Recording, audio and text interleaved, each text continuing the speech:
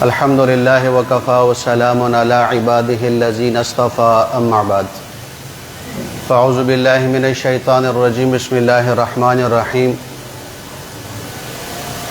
وجاہد الکفار والمنافقین واغلظ علیہم وقال النبی صلی اللہ علیہ وسلم اول جیش من امتی یغزون مدینة قیصر مغفور لهم وقال النبی صلی اللہ علیہ وسلم لا تفتحن القسطنطینیہ ولنعم الامیر امیرها ولنعم الجیش ذلك الجیش صدق اللہ العظیم وصدق رسولہ النبی الکریم ونحن علی ذلک لمن الشاہدین والشاکرین والحمد للہ رب العالمین۔ درود شریف پڑھیں۔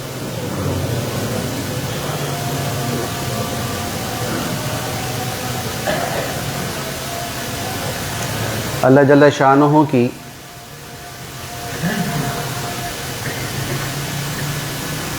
کئی صفات ہیں اور کئی صفاتی نام ہیں۔ ان صفاتی ناموں میں سے اللہ کا ایک صفتی نام ہے الحکیم۔ حکیم کے کئی معنی ہیں، ان میں سے ایک معنی ہے حکمت والا۔ اب حکمت والا کسے کہتے ہیں؟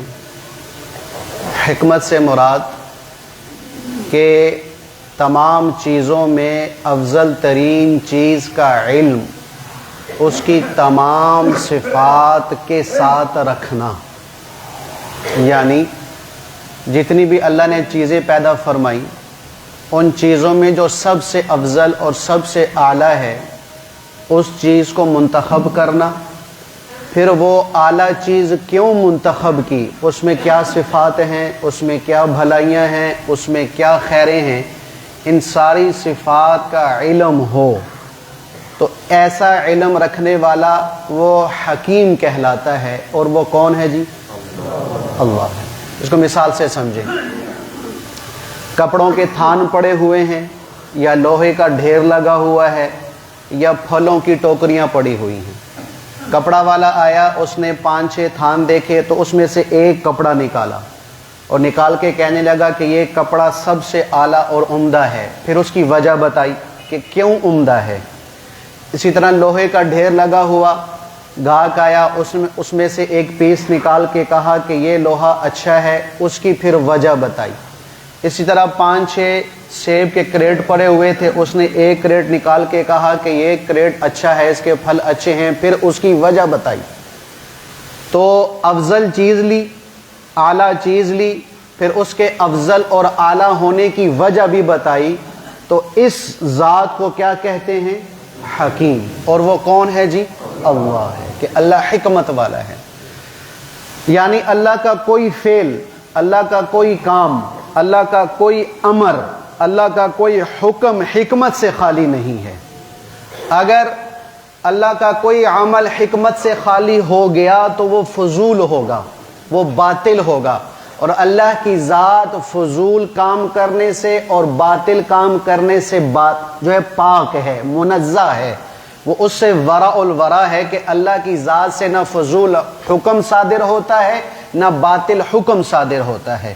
تو اللہ کا جو بھی حکم ہوگا اس میں ضرور حکمت ہوگی، اس میں ضرور بھلائی ہوگی، اور وہ تمام چیزوں میں سب سے افضل ہوگی جو اللہ اپنے بندوں کو عطا فرما رہا۔ اتنی بات سمجھ آ گئی؟ اب اللہ نے قرآن میں ایک حکم عطا فرمایا ہے جس کو تقریباً قرآن میں اللہ نے 484 مرتبہ بیان فرمایا ہے۔ حکم ایک ہے لیکن موقع با موقع 484 دفعہ اللہ نے وہ حکم بیان فرمایا۔ وہ حکم ہے جہاد کا۔ کس کا جی؟ جہاد فی سبیل اللہ۔ جہاد کا لفظی معنی جنگ کرنا، قتال کرنا، لڑائی کرنا، جس میں مرنا بھی ہے مارنا بھی ہے۔ اگر عقل کے ساتھ دیکھا جائے تو عقل اس بات کو تسلیم نہیں کرتی کہ یہ کیسا حکم ہے کہ جس میں مارنا بھی ہے مرنا بھی ہے، اعضاء بھی کٹتے ہیں، خون خرابہ ہوتا ہے، فساد ہوتا ہے اور خون ریزی ہوتی ہے، تو عقل اس کو مانتی نہیں ہے۔ لیکن حکم دینے والا کون ہے؟ اللہ۔ اور اللہ کی صفتوں میں سے ایک صفت کون سی ہے؟ الحکیم، یعنی حکمت والا، کہ اللہ نے اگر جہاد کا حکم عطا فرمایا ہے تو ضرورن ضروری اس میں یقیناً اس میں کوئی نہ کوئی حکمت ہوگی، کوئی نہ کوئی بھلائی ہوگی، کوئی نہ کوئی خیر ضرور ہوگی، ورنہ اللہ اس بات کا حکم نہ عطا فرماتے۔ اب جہاد ظاہراً قتال لگتا ہے، جنگ لگتی ہے، لڑائی لگتی ہے، خون خرابہ نظر آتا ہے، لیکن اس میں حکمت کیا ہے، اس میں بھلائی کیا ہے، اس میں خیریں اللہ نے کیا چھپا کے رکھی ہیں کہ جو اللہ ہی جانتا ہے، میں اور آپ نہیں جانتے۔ شاہ ولی اللہ محدث دہلوی حجت البالغہ میں فرماتے ہیں کہ اللہ نے جو جہاد کا حکم عطا فرمایا اس میں بڑی بھلائیاں، بڑی خیریں ہیں۔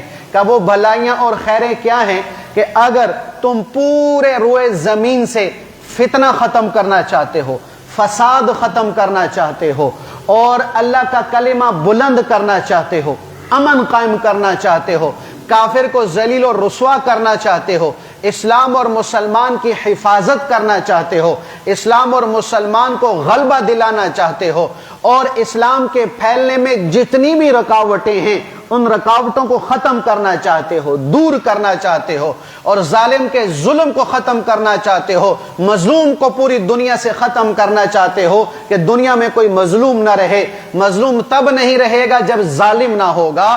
تو یہ ساری حکمتوں کا حل، ان سارے معاملوں کا علاج صرف اور صرف ایک ہے، اور وہ ہے جہاد فی سبیل اللہ۔ کہ جہاد فی سبیل اللہ کے بغیر پوری دنیا میں فتنہ فساد ختم نہیں ہو سکتا، پوری دنیا میں امن قائم نہیں ہو سکتا، پوری دنیا کا ظلم نہیں مٹ سکتا، پوری دنیا میں اسلام کا سر بلند ہونا اور اس کے لیے جتنی رکاوٹیں ہیں وہ جہاد کے بغیر ختم نہیں ہو سکتی۔ اس لیے اللہ نے مسلمان کو جہاد فی سبیل اللہ کا حکم قرآن میں 484 مرتبہ عطا فرمایا۔ 13 سال مکہ کی زندگی حضور کی دیکھی جائے تو وہ آزمائشوں کے سال ہیں، امتحان کے سال ہیں، صبر کا حکم تھا، سہ جانے کا حکم تھا، پی جانے کا حکم تھا، مال اور جان قربان کر دینے کا حکم تھا، ہاتھ اٹھانے کا حکم نہیں تھا، لڑنے کا حکم نہیں تھا، تلوار لے کر باہر نکلنے کا حکم نہیں تھا۔ تو 13 سال یہ قربانی والے چلے، جو ہے پسنے والے چلے، پستی والے چلے، دبنے والے چلے، اور جو ہے وہ قربانی والے چلے، لیکن جو ہی اللہ نے مسلمانوں کو مدینہ میں پہنچوایا، پہلے سال ہی اللہ نے جہاد کا حکم دے دیا کہ میرے حبیب اب نہیں، جتنا برداشت کرنا تھا ہو لیا، جتنی قربانی دینی تھی دے دی، اب زمین پر مزید فساد میں نہیں چاہتا، زمین پر مزید فتنہ میں نہیں چاہتا، زمین پر مزید مسلمانوں کو پست اور جھکا ہوا میں نہیں دیکھنا چاہتا۔ یا اللہ اس کا کیا حل ہے؟ فرمایا حل دے رہا ہوں کہ اب میرے حبیب تلوار نکال کر مقابلے میں کافروں کے آنا پڑے گا، اس لیے میں اب خود اللہ تمہیں جہاد کا حکم عطا کر رہا ہوں۔ اب جہاد کا حکم دینے والے کون ہیں جی؟ اب جہاں اللہ قرآن میں یہ بیان فرماتے ہیں کہ میں رحیم ہوں، میں کریم ہوں، وہیں اللہ یہ حکم دیتے ہوئے بھی نظر آ رہا ہے کہ وَجَاهِدِ الْكُفَّارَ وَالْمُنَافِقِينَ وَاغْلُظْ عَلَيْهِمْ، میرے حبیب ان کافروں کے ساتھ، ان منافقین کے ساتھ اب جہاد کرنا ہے، اب قتال کرنا ہے، اب جنگ کرنی ہے، اب لڑائی کرنی ہے۔ اس کے لیے اب آپ کو میدان میں آنا ہوگا، یا مرنا ہے یا مارنا ہے۔ پھر اس سے بڑھ کر آگے لفظ بولا وَاغْلُظْ عَلَيْهِمْ، سختی کرنی ہے، ان کے ساتھ محبت کی باتیں نہیں، ان کے ساتھ الفت کی باتیں نہیں، اب ان کے ساتھ منت اور سماجت والا معاملہ نہیں، اب ان کی کڑوی کسیلی برداشت کرنا نہیں، بلکہ اب شیر کی طرح ان کے اوپر دھاڑنا ہے۔ اور شیر کی اے میرے بندو سنو، وہ مسلمان جو بغیر عذر کے گھر میں بیٹھ گئے ہیں، اور وہ مومن جو اللہ کی راہ میں مال و جان سے جہاد کر رہے ہیں، مال بھی قربان کر رہے، جان بھی قربان کر رہے، اسلحہ بھی لے کے جا رہے، وجود کے ٹکڑے بھی کروا رہے ہیں، اللہ فرما رہا کہ یہ بیٹھنے والا اور میری راہ میں جہاد کرنے والا برابر نہیں ہو سکتا۔ اللہ یہ حکم بھی دیتا ہوا نظر آتا ہے۔ جہاں اللہ قرآن میں اپنا درگزر اور اپنا عفو اور اپنی بخشش بیان فرماتا ہے، وہی اللہ یہ بھی تو بیان کرتا ہوا نظر آتا ہے کہ ان اللہ اشترى من المؤمنین انفسهم باموالہم بان لهم الجنہ، اے مومنو میں نے تمہاری جان اور مال جنت کے بدلے میں خرید لی ہے، تم خریدے ہوئے ہو کہ تمہارے لیے جنت میں نے تیار کر دی ہے، لہٰذا اب کیا کرو؟ قتال کرو، اس قتال میں تم مارو گے بھی مرو گے بھی، اس میں تم زخمی بھی ہوگے زخمی کرو گے بھی، لیکن کیا ہے کہ تمہارے لیے میں نے جنت تیار کر کے رکھی ہوئی ہے۔ یہ اللہ کا حکم ہے، اللہ بیان فرما رہا ہے۔ جہاں میرے آپ کے آقا اور مولا محمد مصطفیٰ احمد مجتبیٰ صلی اللہ علیہ وسلم کی ذات رحمت بن کر آئی ہے، وہیں میرا نبی مجاہد بھی بن کر آیا ہے۔ جہاں میرا نبی صلی اللہ علیہ وسلم مظلوموں کے لیے اور گنہگاروں کے لیے ستاری کی چادر بن کے آیا ہے، وہی میرا حبیب دشمنان خدا اور دشمنان رسول کے لیے ننگی تلوار بھی بن کر آیا ہے۔ جہاں میرا نبی مظلوموں کی فریاد رسی کے لیے آیا ہے، وہی میرا حبیب ظالموں کا ہاتھ بھی کاٹنے کے لیے آیا ہے۔ جہاں میرا نبی جو ہے وہ صلہ رحمی کی بات کرتا ہے، جوڑ کی بات کرتا ہے، کہ سائے میں رکھ دیا ہے کہ جو لڑے گا جہاد کرے گا اللہ اس کے نام پہ اپنے آپ کو قربان کرے گا، جہاد فی سبیل اللہ کے لیے نکلے گا، کافروں کو مرے گا یا مارے گا، ہاں مریں گے کافر بھی مرو گے تم بھی، لیکن ایک فرق ہوگا، وہ کون سا فرق؟ جب جنگ احد ہوئی، جنگ احد میں پہلے فتح پھر عارضی طور پہ شکست، 70 بڑے بڑے صحابہ شہید ہوئے، 70 کے 70 صحابہ کا کافروں نے مسلح کر دیا تھا کہ ناک کاٹی، کان کاٹے، ہونٹ کاٹے، اور حضرت حمزہ اسد اللہ کا تو سینہ چیرا، کلیجہ نکالا، چبا چبا کر پھینکا ہوا تھا۔ جب یہ کیفیت بنی تو مسلمانوں پر بھگدڑ مچ گئی، بڑے بڑے صحابہ نے حضور علیہ الصلوۃ والسلام کو گھیر لیا، کافر بھی اپنی طرف کھڑے تھے، کافروں نے آواز لگائی کہاں ہے محمد صلی اللہ علیہ وسلم؟ حضور نے اشارہ کیا جواب نہیں دینا، چپ رہو خاموش رہو، تو اب ذات کی آ گئی ہے۔ تو اللہ اکبر کا نعرہ عمر بن خطاب نے لگایا تھا، ابو سفیان نہ منات بڑا، نہ حبل بڑا، نہ لات بڑا، نہ عزا بڑا، بڑا ہے تو اللہ ہے، اس سے بڑھ کر کوئی نہیں ہے۔ پھر کہا ابو سفیان نے کہ یہ جنگ بدر کا ہم نے بدلہ لے لیا، کہ جنگ بدر میں تم نے ہمارے 70 مارے تھے، آج ہم نے تمہارے 70 مار دیے ہیں۔ عمر بن خطاب حضور کے حکم سے بولے، عمر بتاؤ ان کو کہ نہیں کبھی بھی برابر نہیں ہو سکتا، کبھی بھی یہ بدلہ برابر نہیں ہو سکتا۔ کیوں؟ کہ تمہارے مرنے والے مردار اور مرتے ہی جہنم کا ایندھن بنیں گے، میرے مرنے والے شہید اور شہید مرتے ہی جنت میں داخل ہوگا۔ فرمایا یہ فرق ہوگا میرے متیو، یہ فرق ہوگا میرے بندو، کہ لڑنے میں جہاد میں مرنا مرانا دونوں ہے، لیکن اتنا بڑا فرق دے رہا ہوں کہ وہ مردار اور تم شہید، اور شہید کبھی نہیں مرتا۔ شہید کا یہ مقام اللہ بیان فرما رہے، میرے حبیب بیان فرما رہے۔ حدیث میں آتا ہے حضور پاک علیہ السلام نے ارشاد فرمایا کہ جب شہید کی روح قبض کرنے کا وقت آتا ہے تو اللہ ملک الموت سے کہتا ہے، اے ملک الموت میرے بندے کے درمیان سے ہٹ جا، میں اللہ اپنی رحمت اور قدرت سے اپنے شہید کی روح کو نکالوں گا۔ یہ شہید کا مقام ہے جو اللہ تعالیٰ فرما رہے ہیں۔ تو بھئی جہاد کا حکم اللہ اس کے رسول نے دیا، جو حکمت سے خالی نہیں، جو بھلائی سے خالی نہیں، جو خیروں سے خالی نہیں ہے۔ ہاں ایک ہی علاج ہے کفر کو اس کی شرارتوں سے روکنے کے لیے اور کفر کو پست کرنے کے لیے، اسلام اور مسلمان کو غالب کرنے کے لیے، کفر کا ہاتھ باندھنے کے لیے، ظالم کے ہاتھ کو پکڑ کے اس کو ظلم سے روکنے کے لیے، اور مسلمانوں کو پوری دنیا پر غالب کر کے کافروں کو مسلمانوں کے قدموں میں ڈالنے کے لیے صرف ایک علاج، اس علاج کا نام جہاد ہے۔ تو جب تک مسلمانوں میں جہاد رہا، مسلمان ترقی پذیر بھی رہا، غالب بھی رہا۔ اب یہ حکم ہے جہاد کا، اس کا دوسرا رخ بھی ہے، جب مسلمان جہاد چھوڑ دے گا تو پھر کیا ہوگا؟ پستی اور زوال اس کا مقدر ہوگی۔ میرے بھائیوں اپنے نبی کی زندگی پڑھو، صحابہ کی تاریخ پڑھو۔ جب جہاد ہوتا تھا زندہ تو مسلمان کسی ملک میں اگر داخل ہوتا تھا تو فاتح بن کے داخل ہوتا تھا، فاتح بن کے داخل ہوتا تھا، اور کافر گھٹنوں کے بل زمین پر بیٹھ کے یوں ہاتھ جوڑ کے زندگی کی بھیک مانگا کرتا تھا. لیکن جہاد چھوٹا.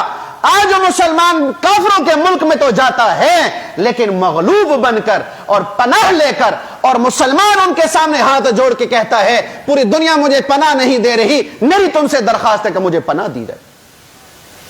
اتنا بڑا فرق آ گیا ہے صرف ایک حکم چھوٹنے کی وجہ سے. اب یہ جہاد کیوں چھوٹا کہ آج مسلمان جہاد کا نام لینے کو تیار نہیں, کرنا تو دور کی بات ہے, اور اپنے آپ کو مجاہد بنانے کو تیار نہیں, کرنا تو دور کی بات ہے. یہ ایک بہت بڑی سازش ہے جس کا زہر میرے سمیت ہم سب کے دماغوں پہ چڑھا ہوا ہے. وہ کیا زہر ڈالا گیا کافروں کی طرف سے کہ یہ جنگ اچھی چیز نہیں ہے, اس میں ملک تباہ ہو جاتے ہیں, آبادیاں اجڑ جاتی ہیں, نسلوں کی نسلیں تباہ ہو جاتی ہیں, معیشت کے اعتبار سے ملک پھر دوبارہ سر نہیں اٹھا سکتا. یہ میٹھا بول اور یہ میٹھی مٹھائی ہمیں دی گئی ہے کہ بھئی جہاد نہیں کرنا, جنگ نہیں کرنا, ملک تباہ ہو جائے گا, لوگ در بدر ہو جائیں گے, بچے یتیم ہو جائیں گے, ماں بے آسرا ہو جائے گی, بہن بے آسرا ہو جائے گی, بیویاں بیوہ ہو جائیں گی, لہذا جہاد ختم کر دو. اور یہ نعرہ لگانے والا کون ہے؟ آپ کا امریکہ شریف, آپ کا چودھری امریکہ, جو پچھلے 200 سال سے ایک دن اس کا ایسا نہیں گزرا کہ جس نے جنگ کے بغیر گزاری ہو. 200 سال اس کی تاریخ ہے, ایک دن بھی اس نے پوری دنیا میں امن سے نہیں گزارا, کہیں نہ کہیں اس نے جنگ لگائی رکھی ہے. اور آپ کا اسرائیل 1948 کو اس کا وجود بنا, اس کے لیے اعلان ہوا, اس نے ریاست بنائی, اس وقت سے لے کر آج تک ایک دن ایسا نہیں کہ اس میں اسرائیل نے جنگ نہ کی ہو.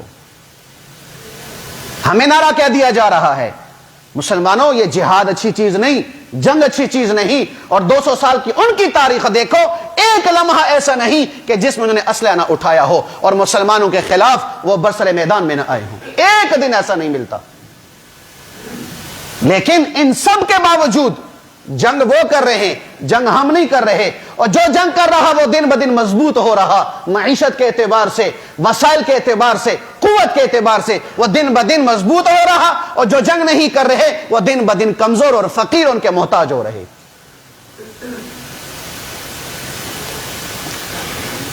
1200 سال پیچھے دیکھو اپنے حضور کی زندگی سے, 1200 سال, 200 سال پیچھے, مزید 1200 سال چلے جاؤ, 1200 سال مسلمانوں میں جذبہ جہاد زندہ تھا, اس لیے مسلمان غالب بھی تھا, ترقی پذیر بھی تھا. لیکن یہ جو 200 سال پچھلے ہمارے گزرے ہیں, ہمارے دماغوں میں یہ بات ڈال گئی کہ دیکھو بھئی سب سے بڑا فساد تو جہاد ہے, سب سے بڑا دہشت گرد تو مجاہد ہے, سب سے بڑا خرافات تو یہ جہاد کا نام لینے والا ہے, لہٰذا اس سے اپنے آپ کو بچاؤ, اس سے اپنے آپ کو پیچھے رکھو کہ ہم نے فسادی نہیں بننا جہاد کے نام پہ, ہم نے فساد نہیں کرنا جہاد کے نام پہ. اور خود پوری زندگی لڑ لڑ کے لاکھوں کروڑوں مسلمانوں کو مارا ہوا ہے, اور مسلمان پست پر اور وہ ترقی پر.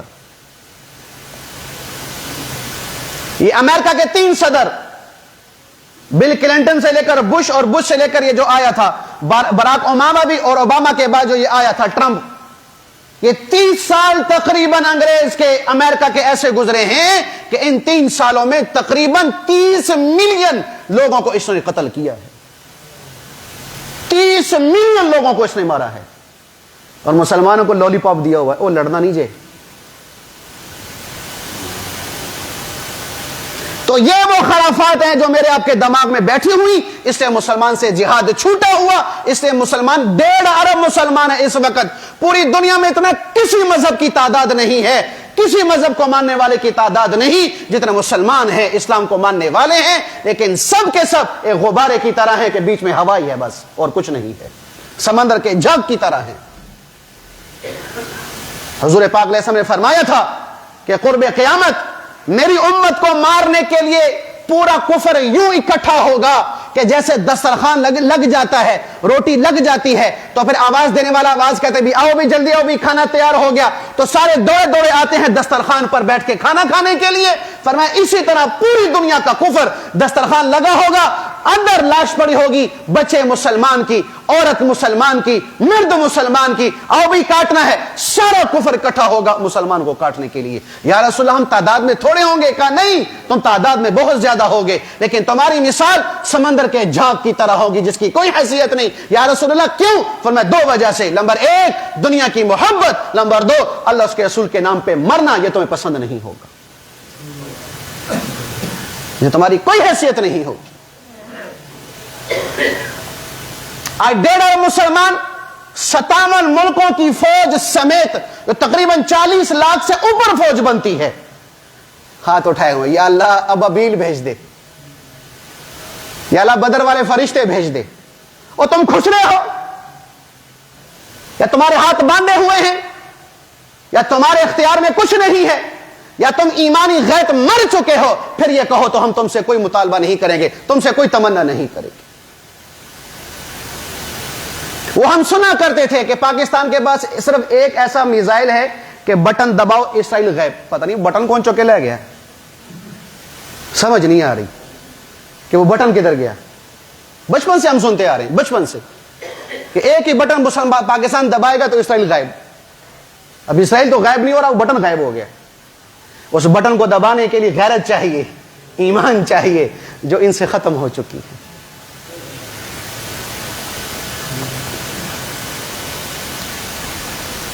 اور مصیبت تو یہ ہے کہ اب یہ فلسفے جھاڑے جا رہے ہیں، فلسفے جھاڑے جا رہے ہیں۔ کون سا فلسفہ؟ کہ کیا ضرورت تھی حماس کو اسرائیل پہ حملہ کرنے کی؟ کیا ضرورت تھی؟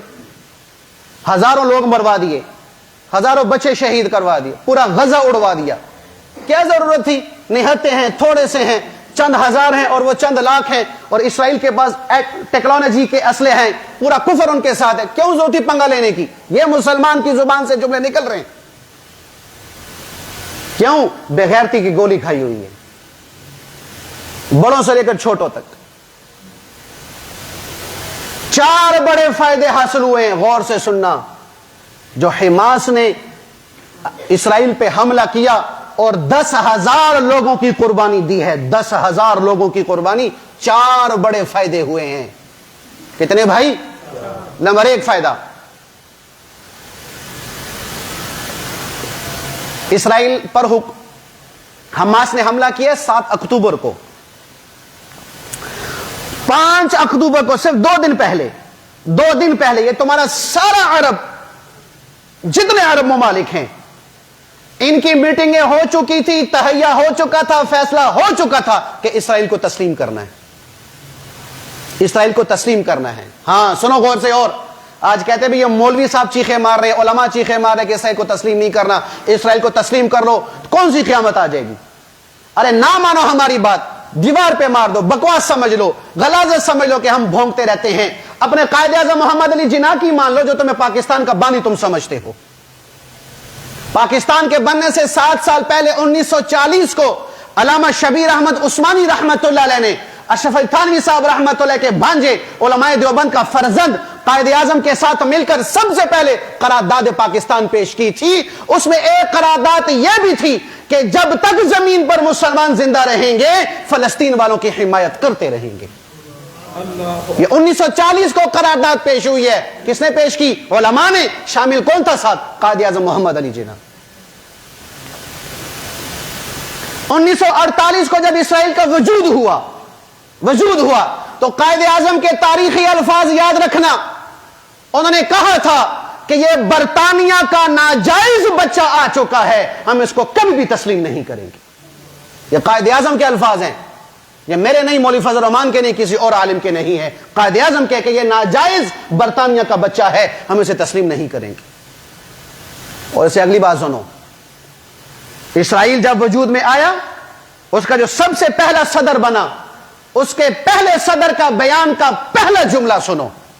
اس کا پہلا جملہ یہ تھا کہ ہماری خارجہ پالیسی کی اصولوں میں سے ایک اصول یہ بھی ہوگا کہ جو نوزائید مسلم ملک بنا ہے ہم نے اس کو دنیا سے ختم کرنا ہے۔ اور اس وقت اسلامی ملک کون سا بنا تھا؟ پاکستان بنا۔ اور ہم اس خوش فہمی میں ہیں وہ تو اسرائیل اور فلسطین کی جنگ ہے، تھے کتنے پہنچنا نہیں۔ یہ تمہارے پچھلے 3 ساڑھے 3 سالوں میں اسرائیل کو قبول کرنے کی باتیں پاکستان میں چلی کہ نہیں چلی؟ تمہاری اسمبلی میں یہ بات چلی ہے.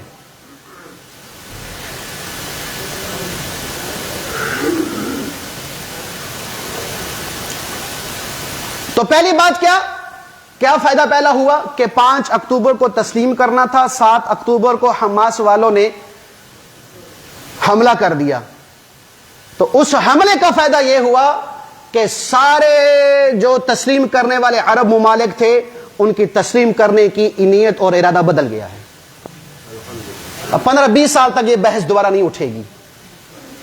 کتنا بڑا فائدہ ہوا. دوسرا فائدہ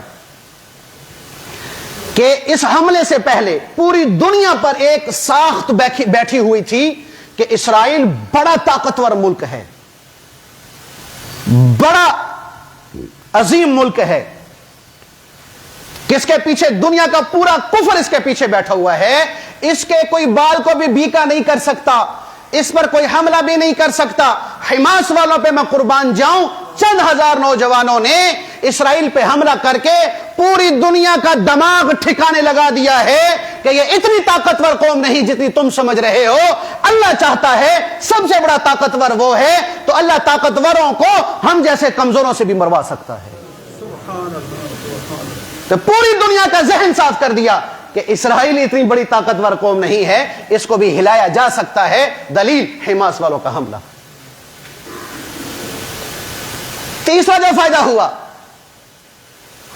تیسرا فائدہ یہ ہوا کہ یہودی دھڑا دھڑ اسرائیل کو آباد کر رہے تھے, دھڑا دھڑ آباد کر رہے تھے. جب حماس نے حملہ کیا تو آئے 100 کے سپیڈ سے تھے, واپس 120 کی سپیڈ سے جا رہے تھے. پورا اسرائیل خالی ہو رہا ہے یہودیوں سے. اگلے 15 سال تک کوئی یہودی دوبارہ اسرائیل میں نہیں آئے گا کہ یہاں خانہ جنگی لگی ہوئی ہے, یہاں امن نہیں ہے, زندگی عزیز نہیں, زندگی محفوظ نہیں ہے اور ہمیں اپنی جان بڑی محفوظ ہے, ہم نے یہاں پر نہیں آنا. تو اس اسرائیل میں یہودیوں کا آنا بند ہو گیا. اور اس سے بڑا فائدہ یہ ہوا, اس سے بڑا فائدہ یہ ہوا کہ پوری دنیا کا ذہن بدل گیا. کیا کہ پوری دنیا والے یہ کہتے تھے کہ یہ ایک خطے کی جنگ ہے, ایک خطے کی جنگ ہے, بھئی اسرائیل اور فلسطین کی جنگ ہے, باقی نہیں. اللہ کی قسم اب ہر ملک کا سربراہ یہ کہہ رہا ہے کہ یہ ہماری جنگ ہے. کتنے بڑے بڑے فائدے حاصل ہوئے. تو اس کے لیے اگر تھوڑی سی قربانی دے دی گئی تو کون سا حرج ہو گیا, کون سا حرج ہو گیا. تو لہذا ان جیسے جو پڑھے لکھے جاہل اور شیطان ہیں نا, ان سے اپنے آپ کو بچانا. پھر آ کے کہتے ہیں کہ بائیکاٹ کا کیا فائدہ, بائیکاٹ سے کیا ہوگا, بائیکاٹ سے کیا ہوگا جی, چیزیں تم نہیں خریدو گے تو ان کو کیا فرق پڑے گا. ارے بھائی ان کو فرق پڑے نہ پڑے, تجھ میں تو غیرت ہونی چاہیے نا, تجھ میں تو شرم ہونی چاہیے نا, تجھ میں تو کوئی حیا ہونی چاہیے نا. اب یہ بھی موضوع بنا کر اہتمام کے ساتھ جو ہے سوشل میڈیا پر یہ بات ڈالی جا رہی ہے, بائیکاٹ کا کیا فائدہ ہے. دیکھو بائیکاٹ میرے نبی کی سنت ہے, غور سے سننا. کس کی سنت ہے؟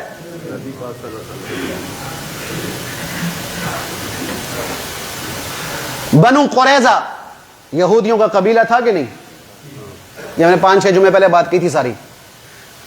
وہ اپنے قلعے میں چلے گئے, قلعہ ان کا بڑا مضبوط, اللہ کے نبی نے حصار کیا ہوا, اب حصار نہیں ٹوٹ رہا, اللہ کے نبی وہاں پر پڑاؤ ڈالا ہوا ہے. ان کے باغات تھے قلعوں سے باہر, ان کے باغات قلعوں سے باہر تھے. اللہ کے نبی نے فرمایا ان باغات پہ قبضہ کر لو, ان کی کوئی چیز اندر نہ جانے پائے. قبضہ ہو گیا. پھر فرمایا ان کے سامنے کے باغات کے پھلوں کو کاٹو, ضائع کر دو. جب ان کے پھلوں کو کاٹنے لگے تو حدیث میں آتا ہے, تاریخ میں آتا ہے کہ یہودیوں کی عورتیں اس محل اور اس قلعے کی دیواروں پہ چڑھی ہیں اور یوں رو رہی ہیں اور یوں چلا رہی ہیں جیسے ماں مر گئی ہو کہ ہمارا مال ضائع ہو رہا ہے, ہمارا قیمتی سرمایہ ضائع ہو رہا ہے, ہمارا پیسہ ضائع ہو رہا ہے. کیوں میرے بھائی؟ جیسے اللہ کی ذات میرے ایمان کا حصہ, رسول اللہ میرے ایمان کا حصہ, قرآن میرے ایمان کا حصہ, اسی طرح یہود و نصارہ کا ایمان پیسہ ہے. جب پیسے پہ چوٹ پڑتی ہے تو ان کے ایمان پہ چوٹ پڑتی ہے, جب پیسے پہ چوٹ پڑتی ہے تو ان کے وجود میں زلزلہ آ جاتا ہے. مسلمان کیوں نہیں سمجھتا اس چیز کو؟ تو میرے بس میں جتنا ہے میں اتنا تو کروں بھائی. 100 کی 100 چیزوں بائیکاٹ نہیں کر سکتا, 90 سے تو کر سکتا ہوں نا. کم سے کم میرا روپیہ تو مسلمان کے خلاف استعمال نہ ہو. قیامت کے دن میں اللہ کو یہ تو کہہ سکوں یا اللہ میں نے جتنے بس میں تھا میں نے وہ کیا ہے. تمہاری 1.5 لیٹر کی پیپسی کی بوتل اس سے جتنی بھی گولیاں آئیں گی وہ گولیاں کس کا نشانہ بنائیں گی؟ تو میرے 1.5 لیٹر کے بوتل نہ خریدنے سے کتنے مسلمان بچ گئے ہیں؟ کتنے معصوم بچوں کی زندگیاں بچ گئی ہیں؟ کیوں نہیں ہم اس چیز کو سمجھ؟ ہر چیز کو عقل پہ نہ پرکھو، کبھی ایمان سے بھی سوچا کریں، کبھی حمیت اسلام کی بنیاد پر بھی ہم سوچا کریں. تو حضور نبی کریم علیہ الصلوۃ والسلام، اور میں اللہ پہ قربان جاؤں کہ اللہ اس کے رسول کو جہاد کا حکم کتنا پسند، جہاد والا عمل کتنا پسند، کہ حضور نبی کریم علیہ السلام نے اپنی زندگی میں تو جہاد فرمایا ہی، قیامت تک اپنے آنے والی امت کے لیے بھی یہ عمل پسند فرمایا ہے. قیامت تک آنے والی امت کے لیے کس طرح؟ 3 حدیثیں سنو. پہلی حدیث، حضور نبی کریم علیہ الصلوۃ والسلام نے ارشاد فرمایا کہ اول جیش من امتی یغزون مدینہ قیصر مغفور لهم، بخاری شریف کی حدیث ہے. فرمایا میری امت میں سے ایک گروہ اٹھے گا جو قیصر روم سے ٹکر لے گا، اس کا شہر فتح لے گا، اس کا شہر فتح کرے گا. سنو، اللہ نے سب کی بخشش کر دی ہے. حالانکہ حضور نے روم نہیں دیکھا تھا، مدینہ میں بیٹھ کے اللہ کے نبی یہ بیان فرما رہے ہیں کہ روم فتح ہوگا، اس کو جو فتح کرے گا ان سب کو بشارت دے دو کہ اللہ نے تمہیں معاف کر دیا ہے. دوسری حدیث حضور نبی کریم علیہ السلام کے ارشاد، لَتُفْتَحُنَّ الْقُسْطُنْطُنِیَّةَ فَلْنِعْمَ الْأَمِيرُ أَمِيرُهَا فَلْنِعْمَ الْجَيْشُ ذَلِكَ الْجَيْشُ. سنو میری امت، ایک وقت آئے گا کہ تم ضرور بھی ضرور، یعنی یقیناً، کیوں؟ اللہ نے مجھے کہا ہے کہ تم قسطنطنیہ کا شہر فتح کرو گے، اور اس شہر کو فتح کرنے کا جو امیر ہوگا کائنات میں افضل ترین امیر ہوگا، اور اس لشکر کو جو کہا جو لشکر جا کے فتح کرے گا وہ لشکر بھی سب سے افضل لشکر ہوگا. میرے نبی نے قسطنطنیہ نہیں دیکھا، اس کا پرانا نام قسطنطنیہ، آج کا نام استنبول ہے. میرے نبی نے نہیں دیکھا، لیکن امت کو بتا رہے ہیں کہ میں اپنی زندگی میں نہ کر سکا، تمہیں حکم دے کے جا رہا ہوں، اس کو ضرور فتح کرنا ہے. تو یہ فتح کس کے ذریعے سے ہوگا؟ موبائل کے ذریعے، انٹرنیٹ کے ذریعے، جہاد کے ذریعے. اگلی بخاری کی حدیث سنو. حضور نبی کریم صلی اللہ علیہ وسلم اپنی رضائی خالہ ام حرام بنت ملحان رضی اللہ عنہا کے گھر تشریف لائے. اما کے گھر میں اللہ کے نبی آیا کرتے تھے. رضائی خالہ جو تھی، خالہ ماں کے درجے میں ہوتی ہے، تو اللہ کے نبی کے لیے کھانا لگایا، اللہ کے نبی نے کھانا تناول فرمایا، اللہ کے نبی لیٹ گئے. تھوڑی دیر کے بعد اللہ کے نبی مسکراتے ہوئے اٹھے. ام حرام نے کہا یا رسول اللہ میں قربان جاؤں، کس بات پہ مسکرا رہے ہیں؟ فرمایا اللہ نے مجھے میری امت کا ایک لشکر دکھایا ہے جو دریا پر یوں چل رہا ہے جیسے کوئی بادشاہ اپنے تخت پر بیٹھا ہوتا ہے، اور وہ جہاد کے لیے جا رہا ہے. یا رسول اللہ دعا فرمائے اللہ مجھے بھی ان میں سے کر دے. میں قربان ام حرام پر کہ میری اور آپ کی غیرت کو للکار رہی ہے. عورت ہو کر میں جہاد کا جذبہ رکھتی ہوں تو انو کی ہو گیا ہے. اللہ نے یہ اس کی دعا فرمائی یا اللہ ام حرام کو اس میں سے کر دے. فرمایا تو اسی میں سے ہے. پھر اللہ کے نبی لیٹ گئے، پھر آرام کی لیٹ گئے. پھر اللہ کے نبی مسکراتے ہوئے کھڑے ہوئے گئے، مسکراتے ہوئے فرمانے لگے. ام حرام نے پھر پوچھا یا رسول اللہ خیریت، کیوں مسکرا رہے؟ کہ اللہ نے میری امت کا ایک لشکر دکھایا ہے جو دریاؤں پہ تیرتا ہوا جا رہا اور قیصر کا شہر فتح کر رہا، اور اللہ نے ان کو معاف کرنے کی مجھے بشارت دے دی ہے. یا رسول اللہ دعا فرمائے میں ان میں سے ہو جاؤں. کہا نہیں تو پہلے میں سے ہے، دوسرے میں نہیں ہے، دوسرے میں نہیں ہے. اب روم کو فتح کرنے کے لیے جنگ کی ابتدا حضور نبی کریم علیہ السلام کے زمانے میں ہو گئی تھی. جنگ موتا سب سے پہلے رومیوں سے لڑی گئی ہے حضور کے زمانہ میں. پھر حضور نبی کریم علیہ السلام کی وفات کے بعد، ابو بکر کی وفات کے بعد عمر کا زمانہ آیا تو 5 سال کے 6 سال کے اندر اندر پورا ایران فتح ہو گیا، پورا ایران فتح ہو گیا.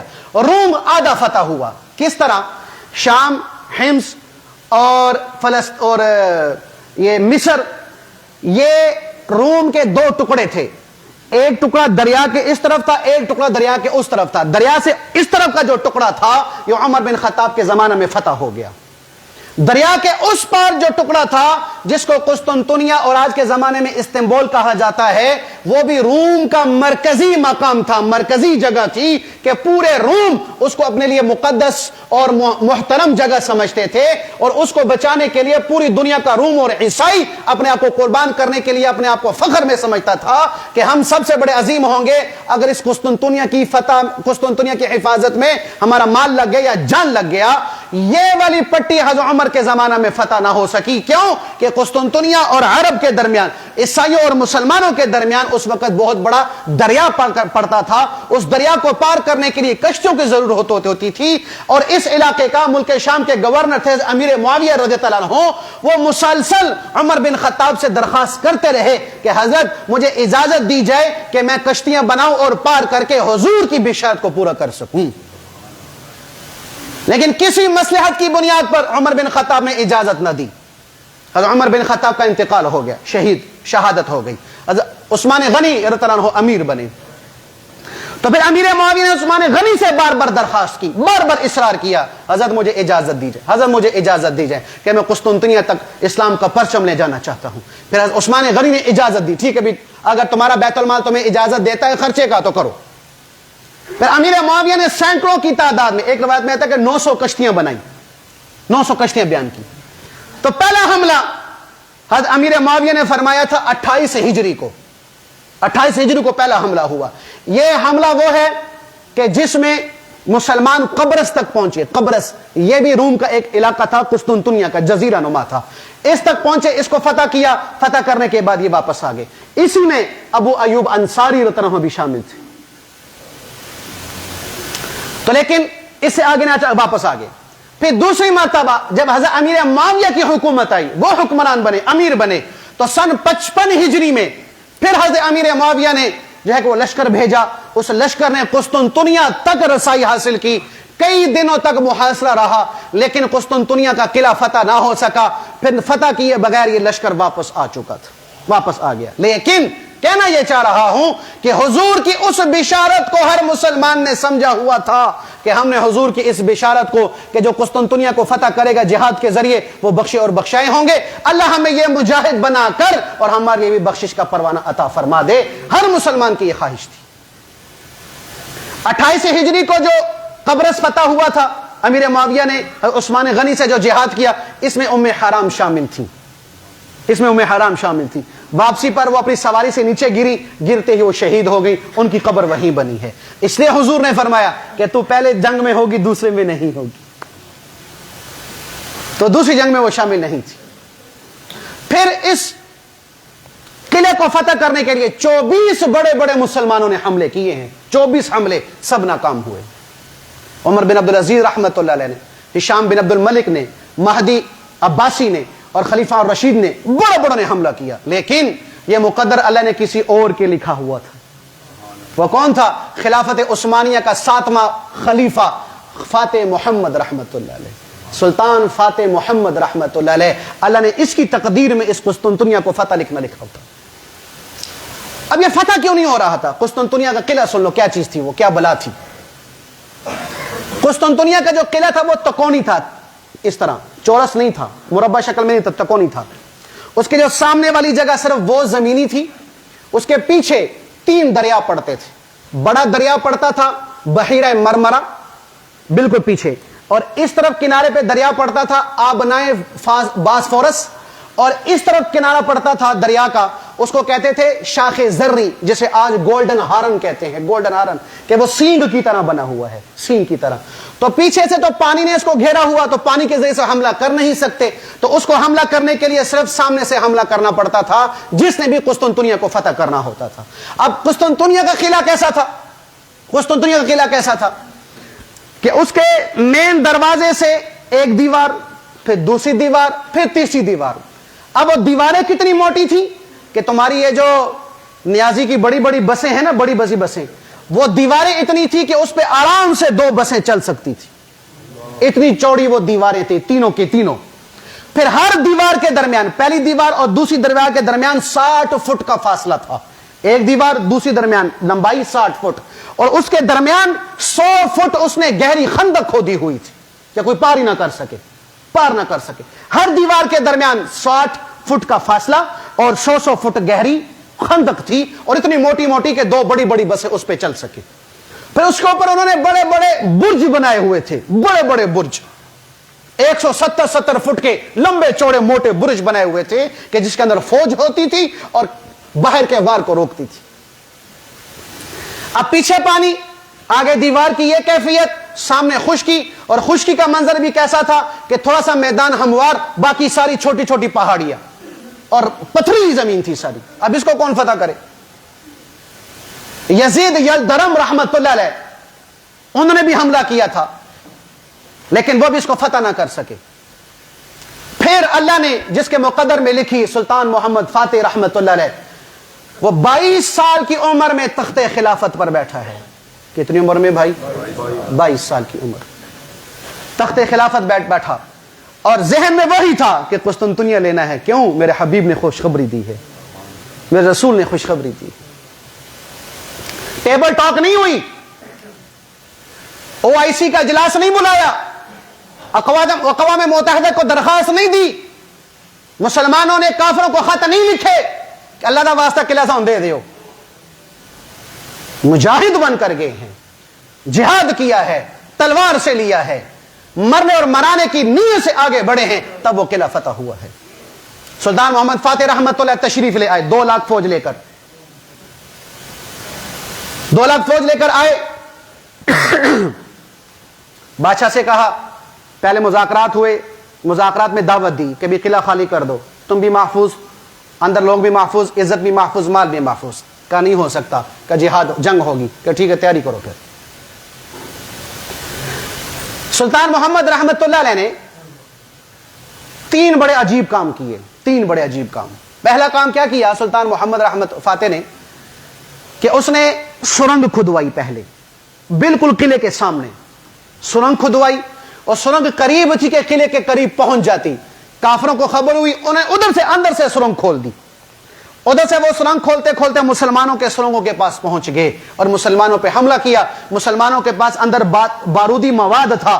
جب مسلمان دیکھا کہ اگر ہم یہاں پر اگر ہم نے اس غار کو یا اس سرنگ کو ان کے حوالے کر دیا تو مسلمان اندر نہ جا سکے گا, یہ اندر سے مسلمانوں پہ وار کرتے رہیں گے. پھر انہوں نے اپنی جان کی قربانی دیتے ہوئے اسی بارودی مواد پہ آگ لگا کے اس کو دھماکے سے اڑا دیا. کافر بھی مردار ہو گئے, مسلمان بھی شہید ہو گئے, سرنگ بند ہو گئی, فتح نہ ہو سکی. دوسرا کام سلطان محمد فاتح نے یہ کیا کہ اس نے چلنے والا لکڑی کا قلعہ بنایا. یہ ہمارے ہاں یہ جو پھٹوں والے ہوتے ہیں نا, یہ جو گو بناتے ہیں, ان کے پاس گھوڑیاں ہوتی ہیں, اس طرح کی بڑی بڑی گھوڑیاں بنائی, نیچے ٹائر اس کے لگائے, اس کی 3-4 منزلیں بنائی, اس میں فوج کو لگایا اندر, تاکہ وہ جو ہے وہ قلعے کے دیوار کے ساتھ لگے. وہ لکڑی کا قلعہ دیوار کے ساتھ لگے گا تو دیوار پہ چڑھ کے دیوار پار کر سکے گا.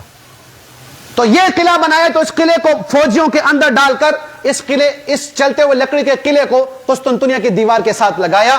لیکن یہ کام بھی ناکام ہو گیا کہ انہوں نے کھولتا ہوا تیل مسلمانوں پر پھینکا اور تیر کو آگ میں بھجا کر یہاں پر ڈالا, تو مسلمان کئی جل کر شہید ہو گئے. قلعہ بھی تھا وہ بھی جل گیا. دوسرا قصہ بھی ناکام ہو گیا. سلطان محمد فاتح بڑا پریشان, کیا کریں؟ کبھی یہ دیوار توڑنی ہے تو اس دیوار کو توڑنے کے لیے ایک توپ بنانی پڑے گی. پھر اس زمانے کی سب سے بڑی توپ سلطان محمد فاتح نے بنوائی, کہ وہ توپ کتنی بڑی تھی کہ اس کا 100 ٹن وزن تھا, 100 ٹن اس کا وزن, اور صرف اس توپ کو کھینچنے کے لیے 100 بیلوں کی ضرورت ہوتی تھی. 100 بیل اس توپ کو کھینچتے تھے. اس کے اندر جو گولا پڑتا تھا 8 من کا وہ گولا ہوتا تھا, جو اس کے اندر پڑتا, پھر اس کے پریشر کے ذریعے اس کو مارا جاتا تھا, اور وہ گولا 1 میل دور تک جاتا تھا. اس کی آواز جو ہوتی تھی نکلنے کی 10 میل تک جاتی تھی. اتنا بڑی توپ سلطان محمد فاتح نے اس زمانے میں بنائی کہ اس سے پہلے اس کے بعد بھی شاید کسی نے نہ بنائی ہو, اتنی بڑی توپ. اب یہ جب بلا کافروں نے دیکھی کہ یہ کیا لڑکا ہے, کیا آدمی ہے, یہ کیا کرنا چاہ رہا ہے, 54 دن محاصرہ رہا ہے. کتنا؟ 54 دن محاصرہ رہا.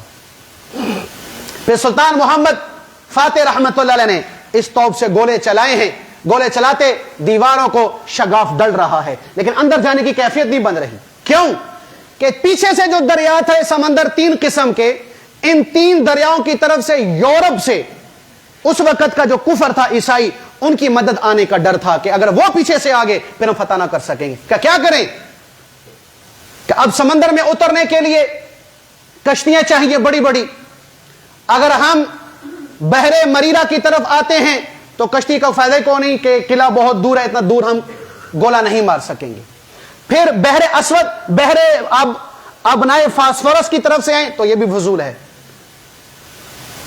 تو ان قلعے والے نے کام یہ کیا ہوا تھا کہ وہ جو میں نے کہا نا کہ شاخ زرعی گولڈن ہارن جو دریا تھا وہ کیسا تھا کہ انہوں نے بحر اسود میں سے ایک چھوٹی سی نالی بنا لی تھی، اس نالی کو سمجھ لیں کہ اس کو شاخ زرعی کہتے تھے، سینگ کی طرح، اور یہ ان کی بندرگاہ بھی تھی، قسطنطنیہ والوں کی بندرگاہ بھی تھی۔ اور اس بندرگاہ کو بند کرنے کے لیے انہوں نے اتنے موٹے موٹے زنجیروں کے کڑے موٹے موٹے کڑے تھے اور زنجیر لٹکائی ہوئی تھی کہ بڑی سی بڑی لانچ بھی اگر اس کے ساتھ ٹکراتی تھی تو زنجیر کا کچھ نہیں بگڑتا تھا، البتہ لانچ الٹ جاتی تھی۔ کب ہم اس کو کیسے پار کریں؟ تو اللہ نے ایک کام لیا ہے سلطان محمد سے۔ کیا کام لیا؟ کہ جس کو تاریخ دان انگریز ایڈون گبن نے لکھا کہ یہ ایک معجزہ اس کے ہاتھ سے اللہ نے ظاہر کیا تھا۔ کیا معجزہ؟ سلطان محمد فاتح نے راتوں رات کہا، کیونکہ انہوں نے اپنے ساتھ 170 کشتیاں لی ہوئی تھی، کہا بھئی 70 کشتیاں بڑی اور چھوٹی ساری اکٹھی کرو۔ اکٹھی کی گئی۔ کہا اب ان کشتیوں کو اس دریا میں ڈالنا ہے۔ کہا جی کدھر سے ڈالنا ہے؟ ابنائے فاسفورس سے کوئی فائدہ نہیں، اور بحر اسود سے کوئی فائدہ نہیں، اور گولڈن ہارن کی طرف اندر جا نہیں سکتے کہ راستے میں زنجیر ہے، کیسے کریں گے؟ وہ کہنے لگے کہ یہاں پر ایک بندرگاہ ہے، اس بندر کا نام ہے قاسم پاشا، آج بھی موجود ہے قاسم پاشا کا، ادھر سے ہم جو ہے وہ گولڈن ہارن میں داخل ہوں گے کہ وہ زنجیر اور قلعے کے درمیان وہ بندرگاہ ہے، اس بندرگاہ کے ذریعے سے ہم اندر جائیں گے۔ کہا حضرت بندرگاہ کے ذریعے اندر تو جائیں گے تو یہاں تو کوئی پانی تو نہیں ہے کہ پانی کے ذریعے ہم کشتی وہاں پر لے کے ڈال دیں، سڑک بھی نہیں ہے، چھوٹے چھوٹے پہاڑی ٹیلے ہیں، پتھریلی زمین ہے، کیسے کریں گے؟ تو اللہ نے کیا معجزہ ظاہر فرمایا جسے انگریز کہہ رہا ہے۔ انہوں نے کیا کیے؟ لکڑیوں کے بڑے بڑے پھٹے تیار کیے، لکڑی کو پھٹے تیار کیے کشتیوں کو اس پہ چلانے کے لیے۔ جی لکڑی کو پھٹے تو آگے اس پہ کشتی کیسے چلے گی؟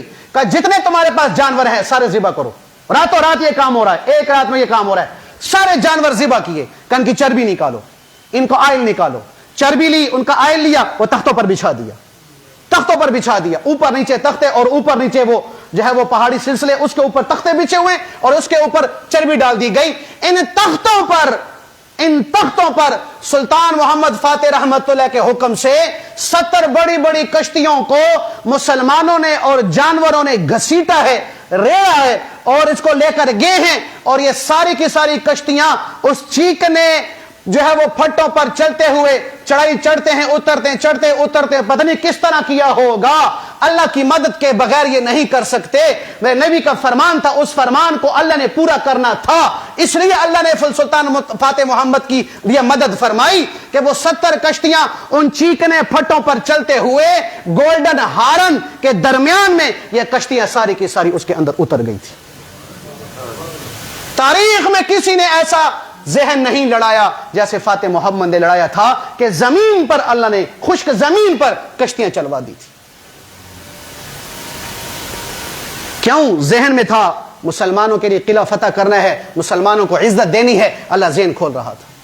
وہ کشتیاں سمندر میں اتری تو اب پیچھے سے بھی گولہ بارود شروع ہو گیا، پیچھے سے بھی جو ہے وہ گولہ بارود شروع، دیواروں کو جو ہے وہ ختم کیا جا رہا، کمزور کیا جا رہا، سامنے سے بھی دیواروں کو توڑا جا رہا۔ بڑے شگاف، 3 بڑے شگاف پڑ گئے، 3 بڑے شگاف پڑ گئے تھے اس قسطنطنیہ کے دیواروں میں۔ پھر مسلمان اس دیوار کو پار کرنے کے لیے اس سے پہلے پھر سلطان محمد فاتح نے، اس وقت کا جو بادشاہ تھا اس بادشاہ کا نام تھا قسطنطین۔ اور تاریخ کی عجیب بات ہے کہ جب یہ قلعہ بنایا جا رہا تھا اور اس قلعے کو بنانے والے بادشاہ کا نام بھی قسطنطین تھا، اس کی وجہ سے اس کا نام قسطنطنیہ رکھا گیا۔ اور جب یہ قلعہ مسلمان فتح کر رہے تھے اس وقت بھی 11واں ان کا بادشاہ تھا، اس بادشاہ کا نام بھی قسطنطین تھا، بنانے والا بھی قسطنطین اور برباد کرنے والا بھی قسطنطین۔ پیغام بھیجا 853 ہجری ہے، 53 हिजरी है, पैगाम भेजा, अब भी मौका है, बाहर आ जाओ। कहा नहीं आएंगे, लड़ेंगे। सुल्तान मोहम्मद फातेह घर वापस आ गए। सारे लश्कर वालों को कहा कि आज की रात है, अल्लाह को मनाओ, आज की रात है, अल्लाह को मनाओ। यानी अपने असलहा पर, अपनी अकल पर भरोसा नहीं किया, बल्कि अल्लाह की जात पे किया कि जब तक अल्लाह तुम्हारे साथ ना होगा फतह ना हो सकेगी। सारा लश्कर सारी रात अल्लाह के हुजूर सर झुकाए हुए, आंखों से आंसू हैं, तड़पना है, एक वावेला है कि चीखो पुकार है, या अल्लाह तेरे इस्लाम की इज्जत के लिए यहां पर आए हैं, आज हमें रुसवा ना फरमा, मुसलमानों इस्लाम को इज्जत अता फरमा। सुबह हुई, फिर मुसलमानों ने हमला किया। हमला करने के बाद जब देखा कि अंदर दाखिल होना नहीं हो रहा, तो सुल्तान मोहम्मद की खुसूसी फौज थी, खुसूसी यानी चेरी उसका नाम था, उसका जो सरबराह था उसका नाम था आगा हसन। ये कोई 50-60 आदमी थे, ये दौड़े हुए आए हैं। ये फिर अपने साथ सीढ़ियां ली हुई, बड़े बड़े फट्टे लिए हुए हैं, और ये फसीलों पे चढ़े हैं, दीवारों पे चढ़े हैं। एक दीवार दूसरी दीवार के दरमियान फासला 60 फुट का, लंबे लंबे फट्टे बनाए, सीढ़ियां बनाई हैं। उस एक दीवार को पार करने लगे, काफिरों ने हमला किया। 18 इन मुसलमान मुजाहिदीन में से आगा हसन समेत सब के सब नीचे गिर गए और शहीद हो गए, लेकिन बाकी लोग उस पर चढ़ने के लिए कामयाब हो गए। बाकी अंदर गए हैं और जाके दरवाजा तोड़ा है, खोला है, मुसलमान अंदर दाखिल हुए हैं। फिर सारे कुफर को बादशाह समेत जमीन पर खाक आलूद करके, वजूद के टुकड़े करके, उनके सर पे हाथ रखकर, सीने पे पांव रखकर ऐलान किया कि मेरे हबीब ने जो फरमाया था, आज वो अल्लाह ने मेरे हाथों से पूरा कर दिया। फिर अंदर एक कलीसा था बहुत बड़ा, उसका नाम था आया सूफिया। 1100 साल से जो ईसाइयों की इबादतगाह बनी हुई थी, जहां पर टलियां बजती थी और अल्लाह का शरीक होते थे और अल्लाह का इनकार करते थे और ईसा को खुदा का बेटा मान के वहां बंदगी की जाती थी। जोहर की नमाज का वक्त है, जोहर की नमाज की तैयारी करनी है। सुल्तान मोहम्मद फातेह अंदर दाखिल हुआ, सारी तस्वीरें मिटवा दी, सारे बुत हटवा दिए, सफाई की गई। कलो भी आजान दो। आज 1100 साल के बाद वहां पर अल्लाह की तौहीद और मेरे हबीब की रिसालत का गूंजा हो रहा था। जोहर की नमाज पढ़ी।